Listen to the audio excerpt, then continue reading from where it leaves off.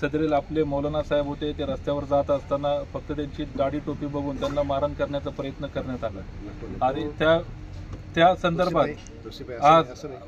काळेबडल police स्टेशनचे वरिष्ठ police अधिकारी आहेत, त्यांनी त्याची दखल घेतलेली आहे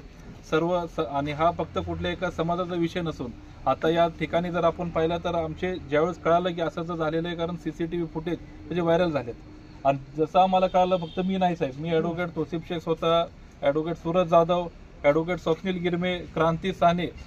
म्हणजे हा फक्त कुठल्या एकट्या अल्पसंख्याक समाजाचा विषय नसून हा अन्यायाच्या विरोधात आवाज उचलण्यासाठी आम्ही कुठल्याही फक्त एका समाजाचे इथं लोक नाहीत, इथं सर्व समाजाच्या लोकांनी इथं येऊन विनंती केली, त्या विनंतीला मान देऊन